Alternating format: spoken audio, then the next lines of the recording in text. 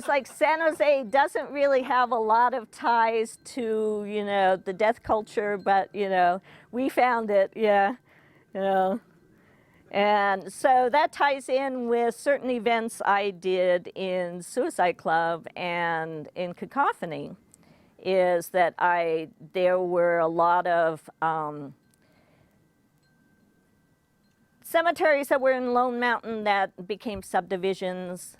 So in Suicide Club, we had a resident hearse that we used for events. So we took it around one day and went to a lot of the sites of these former cemeteries and left flowers at the right places and little notes and things like that. And then later I did other events during Cacophony Society. Is another time we went and we had made collages and we did ceremonies at some of these different places. Sort of culminating in an event when BART extended their route to the airport, and one of the stops was in Colma. So I said, this is perfect, you know.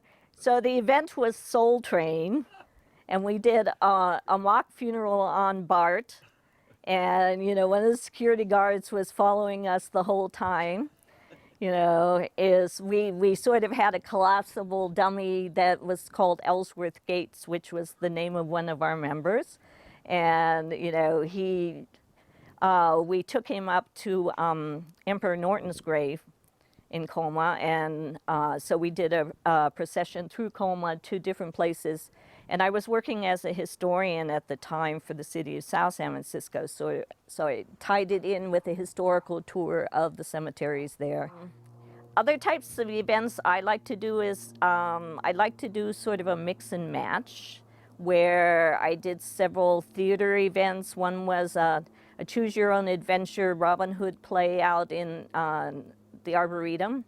And so we would go along and make up the story as we went, you know, and I said, okay, you know, where do you want the story to go next? You know, give a couple choices, and then we go off into another direction and things like that. And then later on, I did a time travel piece in the park too, which had sort of mixed results because, you know, different parts of the park have the feeling of different periods of time. There's a tree fern garden that's very prehistoric. There's a conservatory that's Victorian. You know, there are sphinxes next to the De Young Museum, which are Egyptian, and there was a tunnel that we used as a tomb. And, you know, there was an Egyptian dancer, and then, like, you know, is a tomb, sarcophagus there, and the mummy comes up and, you know, dances around, and eventually, you know, the Egyptian dancer and the mummy go back into the tomb, you know. And then I did a couple of other events where there was a subdivision that was being built up on San Bruno Mountain, and the financial backers had gone bust, so they had put in streets and street lights, but nothing else. Okay, so having grown up in suburbia, I was interested in doing satires on suburbia, and so there was an event which was a takeoff on some of the literary events we'd been doing. You know, is sort of random creations, you know, for, what's the name of it? Where you write the sentences after somebody else's. Oh, Exquisite Corpse. Exquisite Corpse. So I was going to do a visual story where we improvised as we went along, and also inspired by sort of comic books and telenovelas, and, like, you know, so this was going to be a photographic story that we improvised on the site. So, you know, we all went there with our picnics, and then, like, you know, created our story as we went along, you know. And then 2 years later, they had actually built houses on the site, and we're opening the houses as model homes. So we decided to go back as aliens invade suburbs to nowhere. And we used all the props from the model homes, you know, as part of our story, you know. So we did 2 versions of that. But I did enjoy, like, you know, is exploring abandoned buildings and, you know, climbing bridges and things that I never would have done on my own, you know. And whatever fantasies, like, you know, is we had of what we wanted to do but probably couldn't do on our own was one of the things that Gary Warren had wanted us to explore as part of Suicide Club. You know, here you have this group of people who can help you do anything you want, anything you can't do on your own, which is, you know, one of the things, you know, why I was interested in the group in the first place is, like, you know, I probably wouldn't go wandering around all night by myself, you know, but to have, you know. In a cemetery. Right.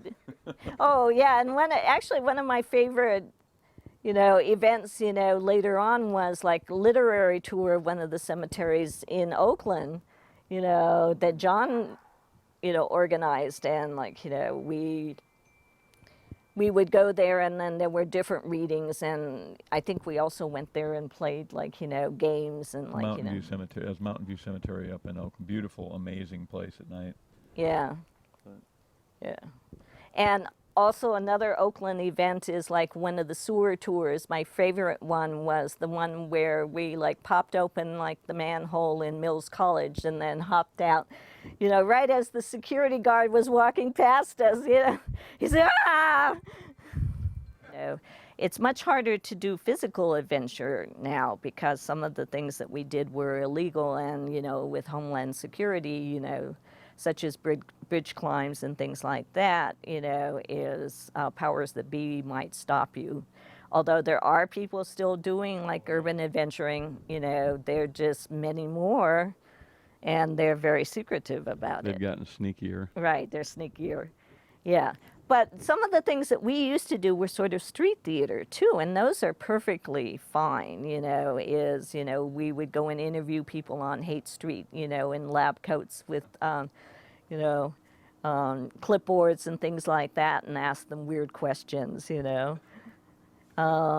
One of Harry Howler's patchwork quilt events, you know, which would happen once a month and have, like, you know, different people would bring different ideas for parts of the event, is, you know, we go to a bar and, like, you know, our assignment was to get people to give you money as a sort of a panhandler, you know. And Rachel Dreisbach was very good at that, you know. She had several people buying her beers and, like, you know, giving her money as a poor thing, you know.